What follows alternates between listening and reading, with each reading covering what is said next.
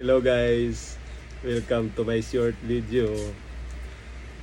Ngayong araw po ay tuturo ko po sa inyo kung paano po natin pataasin ang ating sales sa ating mga tindahan. Unang-una po sa lahat guys ay dapat meron kayo ng lahat ng mga klase ng mga paninda para yung customer natin hindi na pupunta sa iba para maghanap ng mga produkto na hinahanap nila. Tapos meron din kayong dapat meron kayong GCash, cash in cash out, kasi dagdag din yan sa kita. At isa pang marketing strategy guys ay yung i-post niyo yung product niyo online para makita ng customer niyo na kung anong mga product na meron kayo na pwede nang orderin. Tapos mas maganda meron kayong service na pan-deliver tulad ng e-bike. Mas maganda yung e-bike kaysa motor para mas matipid sa gasolina.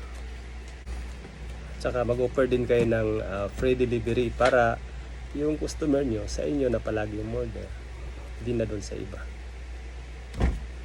At saka guys, dapat magbigay kayo ng discount sa mga customer ninyo. Kunwari, sa chicheria, kunwari ang presyo ng chicheria is 8. So, kung marami ang bibili ng customer, mga 6 na piraso pataas, pantinda siya, so pwede siyang ibigay ng 7 or 750. Yun. Di bali nang tutubo ka lang ng mga 2 piso, 3 piso, kasi pag naipon po yan, malaki po yan. So ganun po ang diskarte namin dito para tumaas po yung sales namin sa tindahan. At saka guys, dapat maaga kayong magbukas, siguro mga alas 5 ng umaga bukas na kayo para kasi marami kasing pumapasok sa trabaho, maraming bibili ng kape, ng mga sigarilyo o kaya mga baon nila sa trabaho, mga snacks. Yun, umaga pa lang siguro makakadami na kayo ng binta niyan. So kailangan agahan yung magbukas para kikita kayo ng malaki sa umaga pa lang. Tapos sa gabi naman, kung kaya nyo pa hanggang mga alas 10, alas 11, yun, siguro sa isang araw baka kikita kayo ng mga 30 o 40,000 isang araw o mas mataas pa, depende sa sipag mo sa pagtitinda.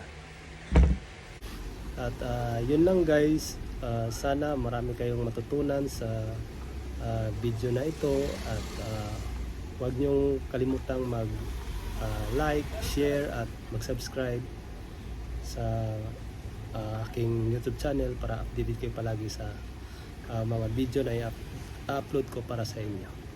Paalam!